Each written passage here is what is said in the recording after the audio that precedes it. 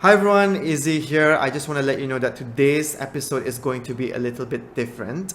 Today I went to ICC because I was invited to speak at a event that is hosted by Progresif Media called CENTRESTAGE. So I'm one of 4 speakers that were invited. The other speakers were Akmal Marhain from Marhain Entertainment, Amal Jumat from AI Creative, and Ninjatutul and Edutainer and Izzy Does It alumni. So me and Fuad decided to film the entire thing for you guys while we cook up something special for our next cycle. And it gives a little bit insight on the film industry as well. So I hope you enjoy it. Bye. Like, Izzy, what's happening? We are at ICC and I am CNN. I'm having a mental breakdown. I want to puke, I want to at the same time. Akmal is here to comfort me. Thank you so much. Sadya, ako masuk dalam shock na. We're gonna talk at 1 p.m. It's 12:19. I have to change my baju. I'm obviously not prepared. And yeah, if I faint, I think it'll be better than me speaking, you know?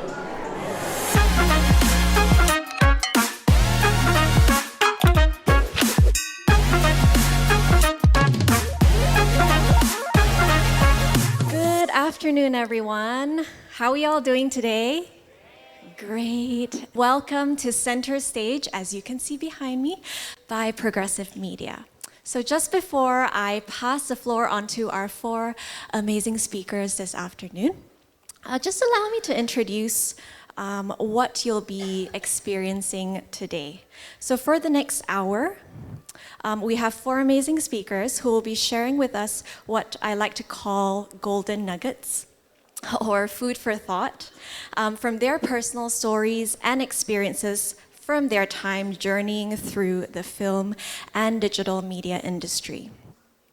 At Progresif Media, we believe in investing in the local industry through several ways. The most obvious way would be providing a distribution platform through Progresif Media's online streaming platform, as a way for the rest of the world to see Bruneian films and other content.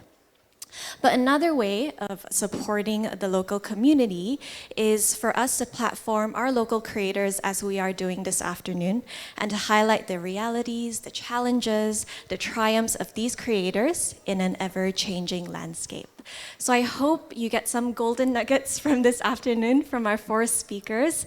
At the end, if we have time, we can open the floor to some Q&A, if that's okay with our speakers today.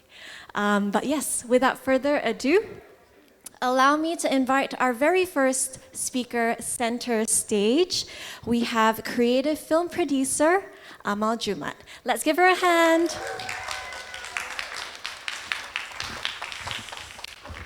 I'm not nervous at all. It's all right. Okay. Bismillahirrahmanirrahim. Hello everyone, good afternoon. My name is Amal Jumat. Full name is actually Hajah Amal Nabilah binti Haji Jumat. There's so many Amals. In fact, in iCreative, my name is Amaru because there's 3 Amals. Anyway, when Charlotte, on behalf of Progresif Media, approached me, asked, would you like to share your thoughts, the golden nuggets, as she likes to say, about things that you do as a producer in the industry? And I was like, immediately I said yes. And then days later, I was like, why did I say yes? But it's okay. So I took some time and I thought about what would be a good thing to talk about here for the next 10 minutes or so. And no matter how hard I try to build, lessons learned, 10 things to do, or yada, yada, yada, so many topics. And my mind always goes back to this project, which is Arthdal Chronicles. You can still find it in Netflix, actually. So this project was done in 2019, and I had the privilege to be part of the Bruneian production houses to handle the talents and the crews. To start off, in 2019, I was a last year's final year student in UBD. I was taking business management, business study, SBE. Final semester, I wanted to do great. I want to keep my, my grades correct, everything, just pass and alhamdulillah, And then January comes, we have an email in FilterWorks. And that email started off with, Dear Sir, Madam, I am a representative from this company, and there's a Korean production crew who would like to shoot some scenes for a very prestigious series that will go on Netflix sometime next year. And my mind, when I read that, I was like, is this a scam? Like, it's an email, it sounds like a scam. And then I checked the phone numbers and everything. I was like, it's actually a legit Bruneian number. And then there's an attachment, it was a slide. And I was like, is this a virus? Like, this can't be true, right? Like, what are the odds of this coming in to Brunei? And at that time, it was just like, just newbie. And then I said, Bismillah, opened the slides. I'm like, Arthdal Chronicles, 2019, the first ever historic retelling of a fantasy world. I'm like, whoa, somebody invested a lot of time building this if this is a scam. And then I went through the slide, and like, I don't understand because it's all written in Korean. Definitely legit at that point in my brain. And then some of the slides are the correct character introduction. JOONG-KI, yes, let's do this project. Let's do it. And then we replied to the email, okay, let's set up a meeting. The next day we had a meeting, and then there was some foreigners there. It was at Empire, it was evening. So I was like, okay, they look legit. They don't look like they're scamming. I'm still in the scamming mindset, by the way.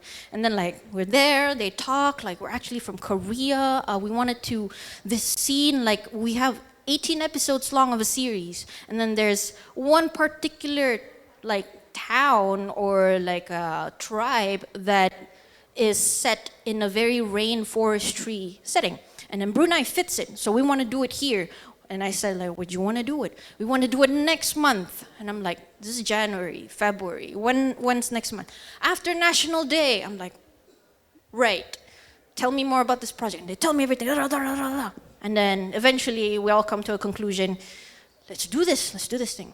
So they said, okay, if you want to do this, then you have about roughly 1 month to prepare all of this. And they give me like a checklist of things to do. I swear it was worst assignment ever if it was an assignment UBD. And then thankfully at that time there were a few other teams that were placed in charge with other things to do. So on my part, on behalf of Filterworks, we have to handle partial procurement of the talents as well as technical team, the crews. So, okay, that's easy enough. That's what I do every day. That's all right. And then yada, yada, yada, yada, yada. We work together. And then 10 days left until shooting day. Boom, the team that were hired with us, the Bruneian, backed out. And I was like, I'm sorry. Say what?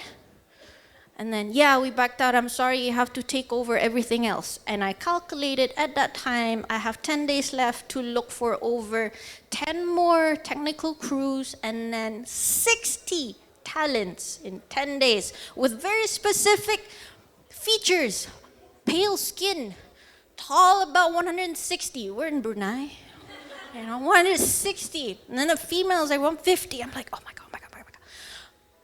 At the end of the day, we tried our best. I collected the crew, I collected everything, and then Bismillahirrahmanirrahim. The first day was in Layong Tutong. It was in the middle of nowhere. There were 3 sets. They put inside a forest, and the shoot starts at noon. At noon, there was no shades in the forest. And then I remember puking on the way there because I feel like I was doing a recruit training, like the BFT test of an army. Like, is this how it feels like to be a soldier, And then we went there and I looked at everyone. The Korean crew was there. There was about 200 people, 200 crews on set. And then there was talents, like people I see on TV. And I'm like, they're just here. They're normal people. But we're all struggling. And at that time, my first role was actually a substitute medic on set. I had first aid, basics, and yada, yada. And everyone was like, okay, it seems like you're good to go. The first thing that I had to do was somebody passed out because it was so hot. It was a dude. It was a Korean guy. And I was the only substitute medic. I can't carry you from here to the set. What do I do? Help. And then I asked for help. And then some people said, okay, let's go together. We have a buggy from here. We use ATV back to the base. It was already chaotic from the very first day. And then thankfully, that was the one major thing that happened the first day. And then I was like, this feels good. We're doing great. Second days onward, it's a blur. Things just went from 0 to 200. Call time for set was 4 a.m. We finished the day at 4 a.m. And then we start the next day at 4 a.m. We finish that day at 3 a.m. I swear we have no sleep. My car was our portable bed. Like, we parked in front of Keke Koya, Syria, at the parking. And then every morning, we came out, wait for the kadai to buka, literally bought toothbrush and deodorant, and wash our faces at the kadai and bought roti talor. That was breakfast, and then went to set. That was how it was. And then the amount of organization for the last minute things was just beyond me. And I swear, 10 minutes is not enough, apparently. If anybody wants to know more, you can come to me later. But my point is, why I'm telling this is that experience today, I wish I could put it into a film and everyone can learn something from it. Like the amount of crying with everyone, like the point of no return, sort of. And I wish that every youth here understands that whatever you do, whatever projects that you do, there's always going to be struggle. There's always going to be struggle. And one day you have to tell that story to somebody else. And hopefully you do it better than me, because right now that's how I feel right now. So what happened was, on Tumburong, right, one of my friends, I think he's here, Faiz, where is he? So Faiz was our assistant camera for the Korean crew. And then they went to Tumburong, and I was on a different boat going from Bandar. At that time, Tumburong Bridge, non-existent. Yeah, so you have to go through boats, immigration, And then I arrived there, had a good feeling, and the first thing that I saw was two of my crew staring, glaring death at each other. I'm like, what happened? He's like, I lost my glasses. I said, how did you lose your glasses? I was carried away by the stream. I'm like, what do you mean? I fell into the river. How did you fall into the river? Yeah, I was helping the set team bring this raft where JOONG-KI was tied, and then like suddenly we're like, whoo! And then I lost my glasses, now I'm blind. And then one of the crew was like, it's your fault. I'm like, guys, calm down. By the time I said calm down, another problem came in.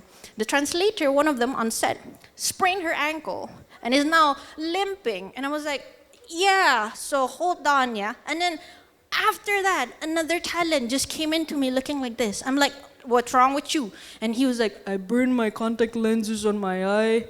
Now it's like stuck and I feel it there. I'm like, mashallah.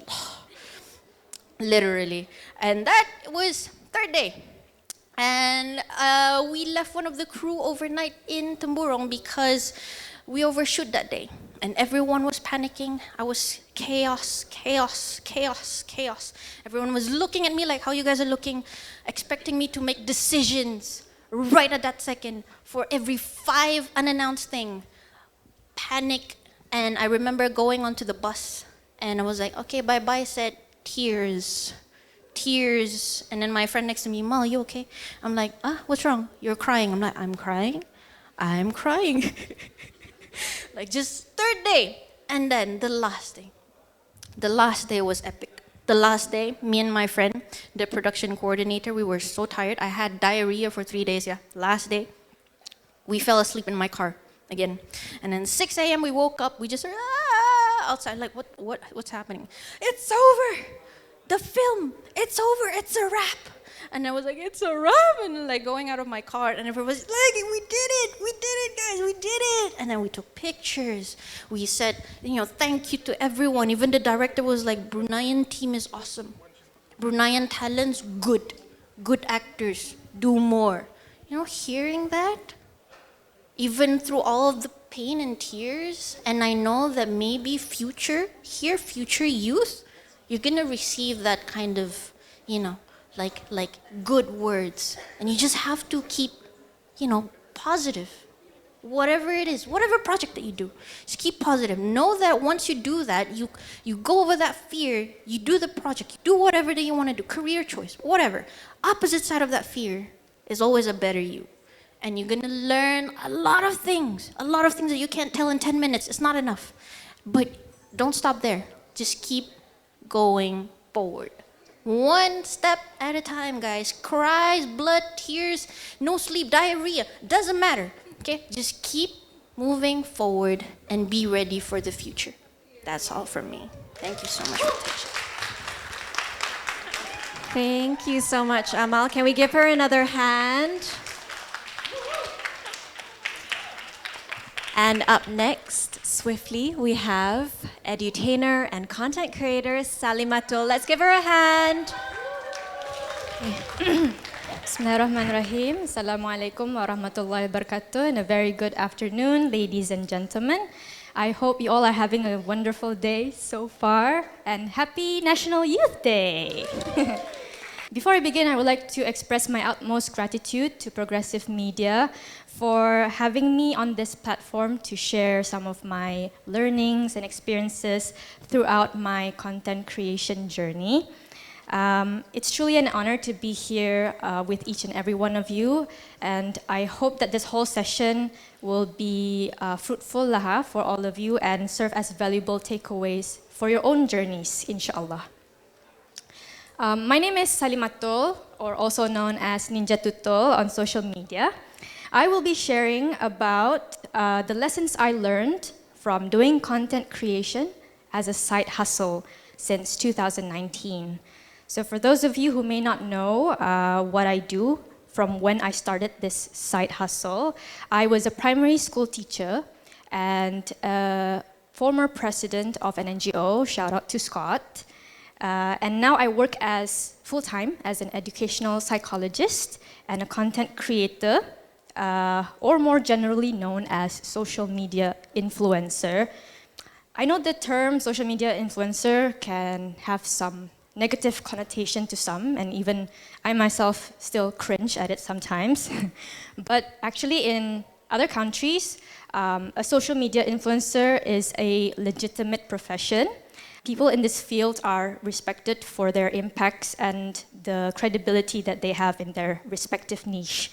So for the purpose of this talk, I will specifically focus on content creation in the point of view of being hired as a social media influencer in Brunei and the lessons that I've learned throughout this journey. So, Alhamdulillah, for the past 4 years, I have been fortunate to work with various agencies, which include government and private sectors, corporates, businesses, and NGOs, to help promote and create awareness on their brands, services, and products. Just a bit of a background of how I started. So I would say that I became a social media influencer by accident. Okay, as in like I didn't choose this path chose me. Yeah, regali. But on a serious note, I started being approached by a few businesses after 2 of my videos got viral lah dulu tu. Basically, it was a random rant about orang indah memakai signal kereta and indah membuang sampah using the Snapchat filter with a big mouth. But at that time, I made the conscious decision to not take any partnerships because masa tu I felt that I wouldn't make any impact ataupun dia ada karang return of investments kan because like people don't know who I am kan. So but a year later I started seeing many positive impacts of those videos kena pakai in schools dia for educational purposes and stuff. And then again another company approached me lagi, this time a reputable company lah. So they invited me to their HQ to discuss about the possibility of hiring me as one of their social media influencers lah. So again, I had some doubts, but after much consideration and tukar niat lah, I decided to give it a try. And alhamdulillah, opportunities kept coming in ever since. That company happens to be Progresif. So thank you again, Progresif, for recognizing my potential and being an essential stepping stone in my content creation journey. I'd say my journey was challenging because I didn't know anyone in the industry to start off with. I didn't know any influencers di Brunei, biasa lah. I didn't know how to set my rates. Karena tanya berapa tu ni kalau you promote our IG, your IG and stuff. I didn't know how to properly draft a script or storyboard awal-awal tu. So I had to learn through Google, YouTube, but most of the time I learn as I go lah. So here are the top 3 lessons I learned throughout my journey of doing this as a side hustle. So number 1, setting the right intention. It sounds simple, but very crucial. It's important to reflect on why you decide to do content creation in the first place, especially if you already have a full-time job.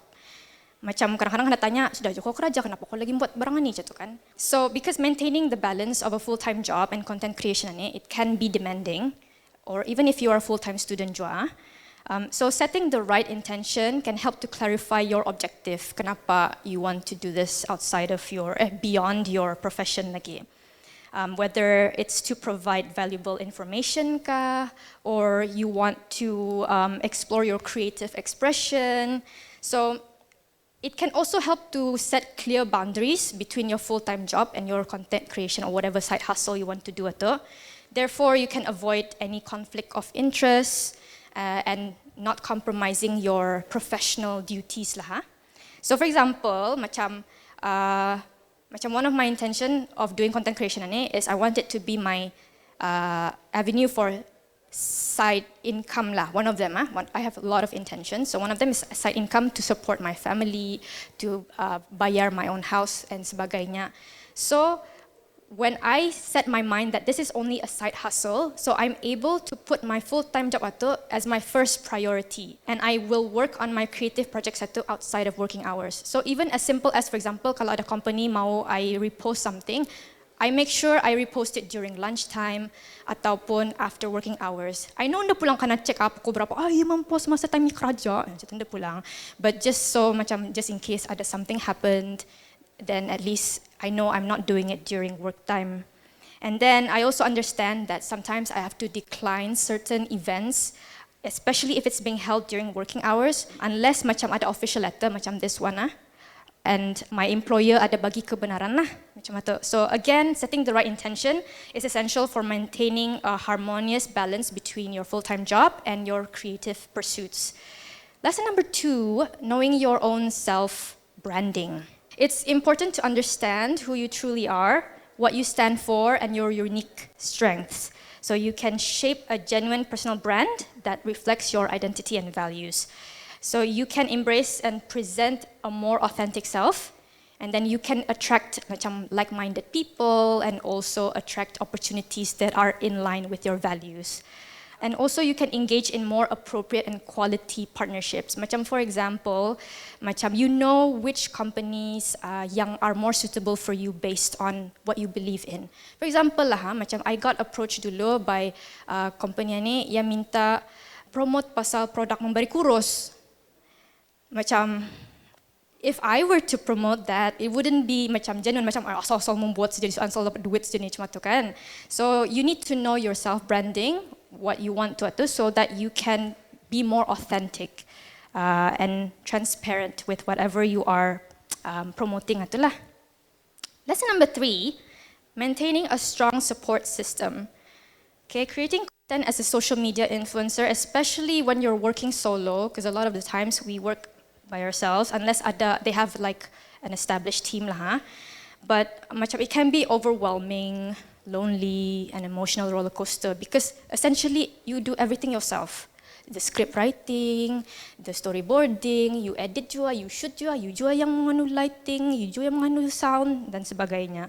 So having a strong support system, it can include your family members, your friends, or your fellow influencer friends, so that you can have a safe space untuk macam share your victories, vent your frustrations, and then also ask for advice ka.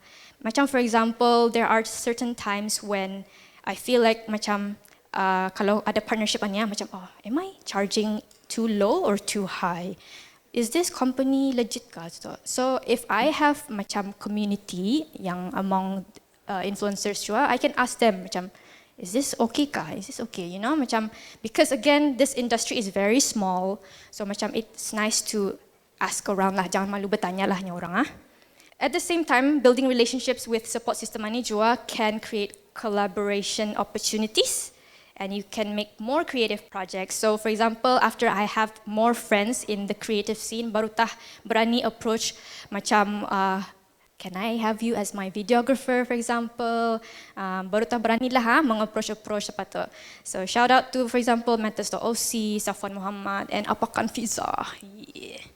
So again, just to summarize, maintaining a support system itu, it's very crucial for you to navigate through your challenges, for you to grow jua emotionally and professionally, and to have a more positive content creator community. So just to summarize all the 3 points, number 1, lesson 1 I learned is you need to have the right intention. And then 2, knowing your own self-branding. 3, maintaining a strong support system. Because in this digital day and age, I feel when almost everyone of us have social media kan, TikTok, Instagram, now ada threads lagi apa. Every one of you can become an influencer to someone. Whether it's macam a huge crowd kah, ataupun even your own sibling. Your own sibling can see you as a role model. So whatever you post on social media can influence someone in some ways. So I always go back to this quote that I love from Rasulullah SAW. The best among you are those who bring greatest benefits to many others. So whenever I post something on social media kapa, I always think 2 kali, 3 kali, 10 kali kahapa before posting because I know it's going to affect someone in some way. So I hope this is a valuable sharing for all of you. And yeah, thank you very much. That's all from me. Thank you so much, Salimatul. Can we give her another big round of applause? And up next, we have film producer Akmal Marhain. Hi, Assalamualaikum warahmatullahi wabarakatuh. I hope some of you guys ada yang kenal me and maybe my brand. Okay. So first of all, I would like to thank Progresif Media for inviting me to stand here in front of all our youth, Bruneian youth here, creating Brunei's cinematic universe. I'm pretty sure perkataan cinematic universe is not it's not something yang indah familiar lagi for people yang minat movies. For example, of course, everyone is familiar with Marvel Cinematic Universe, right? And DC Extended Universe. And of course, if we want to go further, there's one failed universe, which is Dark Universe, which was supposed to be an expanded universe of monsters movies. Tapi failed kan? They ended with the Mummy movie. I think Mahakarya people would know that, right? Yeah. Okay, Intikamverse was created by me through my first movie, Intikam, which was released back in 2021. And then at that time, I thought to myself whether I want to make it into just a trilogy or expand it into a universe instead. And then I'm so in love with the formula yang Marvel buat with their movies, where they tell stories in different movies, but they're all connected in an overarching narrative. So then I started creating Intikamverse, which I begin with the release of one short film and then another short film, and then recently I just released another movie which was Intikam 2. When I built Intikamverse, first of all, yang paling penting is if you expand your universe, for example, if ada people here yang interested to create their own film universe, first of all, if you want to expand your universe, you must expand a character yang already appeared in your universe. Jangan kamu buat story about character yang interesting. For example, kira supporting character yang just being there to be comedic. Maybe he's not suitable untuk dibuatkan story-nya kan. And then so kamu lihat which one of the characters yang ada following-nya, ada fans yang mau getting to know more about his character. Jadinya when I expanded the universe, I started with if you see there the woman on the left side, that character, her name is Thea. You can watch her short film titled Thea's Case 1 on Progresif Media. So story about Thea ni, she's a journalist. And then she's a very strong-willed woman who are so keen dalam menyiasat and standing up for truth. And then who doesn't love that kind of character, right? She's very appealing, especially to our younger generations, those kind of characters. Jadinya, that's when I decided to write more on her character. And then another character yang also was in my short film, in my movie was Zidan, who was the antagonist. When my first movie was released, this Zidan character, I got a lot of feedback from the audiences yang very suka dia punya story, his acting, and from there lah, I think I should write more on this Zidan character. That's the first one, character. Second one, if you want to build a universe, is world building. What is world building? World building is how you want to create that universe. Artinya, it's not just the character yang you tell the story, the world itself you need to tell, like make the universe itu like something yang wujud in the movie itself. How do you create a world inside a movie? First of all is create the setting, the city itself. So this Inticonverse is set in a fictional city, namanya Nufos. For example, kalau sekiranya dalam DC Universe, siapa tahu what's the fictional city? Metropolis. Another one, Gotham, kan? And then another thing is organizations. For example, as you mentioned just now, Gotham. Gotham ada Wayne Enterprise. In Marvel, there are organization like Shield. There are organization like Avengers, right? So dalam sini there are one company in this universe, Inticonverse, yang have their overarching story yang involve all the characters from different movies and short films durang punya, which is Mustaqim Enterprise, nama company itu. Okay, world building, and then the third one, let me talk about the risks and challenges about creating a cinematic universe, especially di Brunei.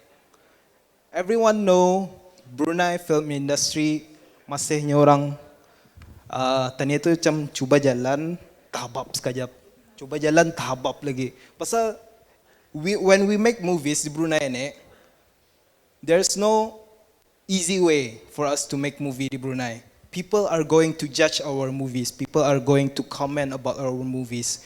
Anda kira dari segi cerita, anda kira dari segi quality. Tapi that's when we learn something. Pasal our industry is not really big.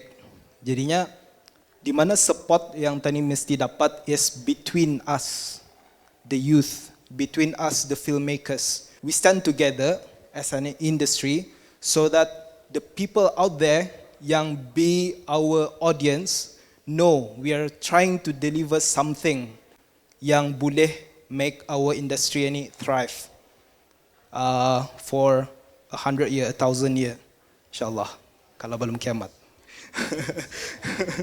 Okay, another thing lagi, itu market okay, market Brunei very hard lah, tanikan attract. Pasal kalau kamu follow our TikTok, Marhain Entertainment, even there you can see some comments yang saying that agatah ke luar negeri, buat movie di luar negeri saja, jangan buat di Brunei. Nada ni kamu punya audience di Brunei ni, something cuma tu.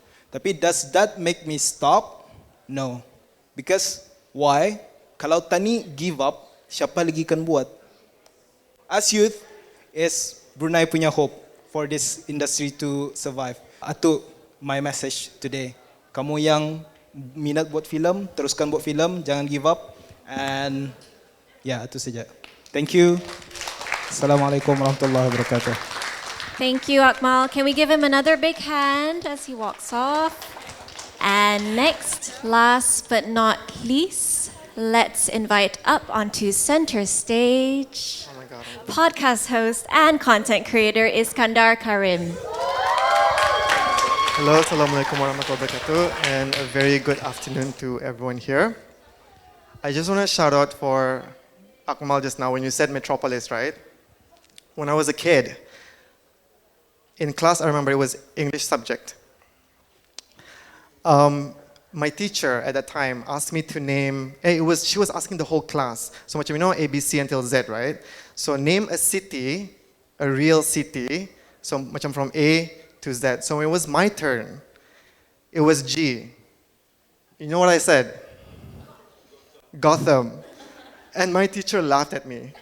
So at a very young age, when I realized that Gotham and Metropolis isn't a real city, my heart shattered because I really thought it was inspired by a real life, like an actual city in this earth. Rupanya, it was a fictional universe.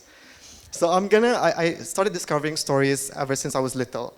I read comics, manga, I watch cartoons every Sunday morning. I don't know if you younger generations also get to experience that. You get to, okay, so you're not that young then. Okay.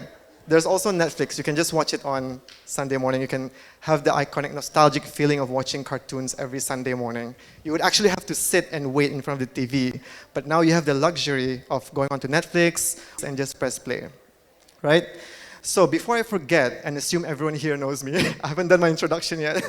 I am Iskandar Karim. You can call me Izzy. I'm a content creator and the host of a podcast show called Izzy Does It. It's on YouTube, Spotify, and Google Podcast. We release episodes every Wednesday. We started, I think, about 3 to 4 months ago. So what Izzy Does It is that it provides a platform for deep, meaningful conversations for whoever is listening to discover human stories, most importantly, human Bruneian stories. So we just wrapped up our first cycle. We've got 10 guests on the show, and each of them shared inspiring, motivational stories of their triumph and their setbacks, their successes, and they've inspired countless and countless of listeners. So my passion for storytelling doesn't just stop in my content. I've also made a few films here and there, but bear in mind, I'm not as established as how people make me out to be. I'm still a work in progress, but my content creation has given me that platform to experiment in terms of production, experiment in terms of my editing, on how I portray these stories and make sure when you press play, you get to experience the person's life from when they started whatever they were doing to where they are today. When was the last time you looked at your parents and thought about the fact that there were once, at one point in our life, they were once your age, Jua. So whatever you're experiencing right now, the trials and tribulations of being a youth or a teenager, they've experienced that too. And the things that they experience, the challenges that life throws at them, they have to go through that too. We see them at a point of their life now when they're adults, when they've gone through that. So there's so much stories to uncover even in your own home, starting with your parents or your grandparents who've lived a whole life. And at one point, you looked at them and they were or are still your superheroes. So I guess my passion for storytelling or having that figure started because I didn't have a father figure in my life from a very young age. I do have a father figure that came and went, and I'm forever grateful for them. But I guess that whole experience growing up with nobody teaching me how to ride a bike or fix the car, that made me crave for finding out what is so different about me, my life, and what's so different with other people's lives as well. We're so used to seeing people living a template life. Growing up with 2 parents, living parents, and then they live a fulfilling life, and it's not a wrong thing. But that's why uncovering stories, other people's stories, is so important. Because you get to go out of your world and step into another person's world and experience life the way you didn't get to experience it. I want to share one story. This is so random. So in Dakan, recently, I just started running because I wanted to start living a healthy lifestyle, right? And my friends, recently they started a running community. So what they do is they run every weekend at a BKC, and then, mind you, my guy friends, they're really fit, okay, compared to Mila. So one time I decided to join them, because they asked me if I wanted to ikut. Ay, Izzy, kau mau ikut? Kami hill sprints nih di bandar, right? Ada eco. You guys have been to waterfront, right? You know Eco Corridor too? Yeah, okay. So one Sunday we went to Eco Corridor, actually waterfront, and then they brought me to hill sprints. So the plan of the day was to run hill sprints for, I think, either 10 or 12 times. Okay, so I woke up so early, pukul 6, arrived in Bandar at 6:30, and then I joined them, light jogging, and they light jogging, pergi ke arah that hill that connects to the Ripas Bridge kan. So, with full confidence, I did the first round, like giving my all, macam sebaris lah berlari tu kan, sampai ke atas, and then walk back down. So out of 10, I want you to guess how many I end up doing. Wow. Actually, I did 3. Wow. Thank you, Imamo. And whoever said 1. So after 3 rounds, I was like, this is not it. You know, it was a wake-up call because I felt all kinds of illness. I was lightheaded, I wanted to puke, I wanted to poop, everything at the same time. Things were about to come out from every hole of my body. Like, I was like, oh my God, what am I gonna do, right? So because I love my friends and I do want to start a healthy lifestyle, I started running on my own. So from waterfront to eco. So the first time I went, I ran. And then the first kilometer I did amazing, as usual. Second kilometer, it took me double the time.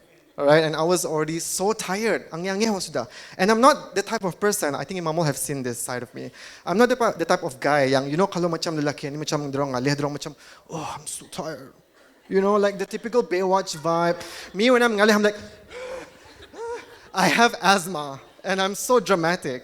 So as I was like resting and walking back to my car, I don't know if it was my brain like playing tricks on me. I started looking at my surrounding, and I get to witness the beautiful view of Eco Corridor, macam ada kampung air, the skies. It was the sun was okay lah. It decided to be cloudy that day, kan? And then I started to put my attention at this tiang lampu, a lamp post. And then I think because of the tiredness, my brain were playing tricks on me. So this tiang lampu, I was asking myself, what if this tiang lampu ni ada mata and pandai berpikir? It could see me at my worst. And then again, I tried to take myself further and started constructing stories around this inanimate object, right? What if the tiang lampu has thoughts? What if it can see what it sees, what we see? Their concept of time is probably different because they're built that way. The whole day they have to stand tall. They have supported humanity by providing lights. So if you imagine, if you think about what they see, what kinds of sights and sounds might they experience? They probably could see people running, jogging, ada yang fit, ada yang kepisan macam aku. Would it judge me? It could also experience seeing kids playing at the playground, and if the kid rajin ke bandar, maybe the tiang lampu could witness the kid's growth into an adult, into a grandparent. So the tiang lampu could also witness the majestic view of bandar, right? Macam from dusk till dawn till dusk. And then I was like, okay, let's take this further. What about the tiang lampu yang di highway, right? It gets to see cars, luxury cars, like normal cars, driving past Bayapa. It could also see horrific accidents, right? The ones that you see on the news and you can only speculate, but the real being that could only tell you the truth could be a tiang lampu that happened to be there. So it could also witness families arriving at the crash sites crying because they lost a loved one. So that's already a whole story just from a tiang lampu. So what I'm trying to say here is that at every corner that you are able to see is a story waiting to be discovered, a story waiting to be told. If you could feel something for a tiang lampu, why is it difficult for us to feel something for actual human beings? Hollywood studios, they do an amazing job at this. Toy Story, permainan.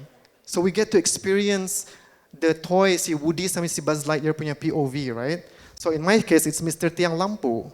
So if I make a story about Tiang Lampu, and if after this, just one person starts seeing Tiang Lampu as something more, I've done my job. So that is my mission for Izzy Does It, to create a platform where it's a safe place for people, my guests. I can't invite Tiang Lampu to the show, huh? Fuad will kill me. For my guests to share their story with so much braveness and vulnerability, right?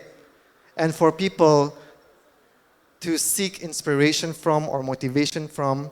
I cannot control how you will depict the story or what takeaways you might take from watching any of this episode. Just not mine, but even like a movie that you watch, right? You might take the negative side of it. You might take the positive side of it. So, but the thing is, whatever that you took away from whatever you watched, you consumed, reflects you as a person, reflects what you are missing in your life. If you enjoy Lily Imani's episode, right, because she's such an entrepreneurship, maybe your goal is to be an entrepreneur. If you feel inspired by Ninjatutul's episode, then you might just want to be a content creator and you want to do good. You want to find out how she manages to balance between being an educational psychologist and a content creator who specializes in edutainment.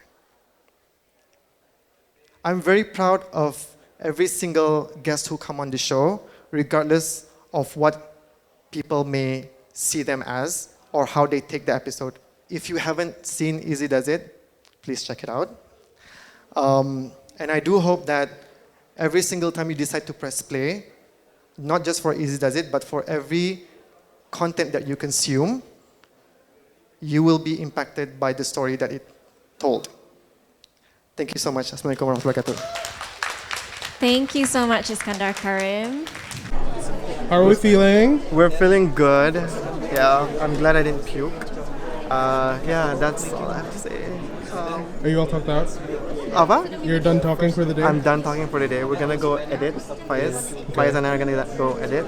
So let's take a footage of us taking a photo, and then we're done.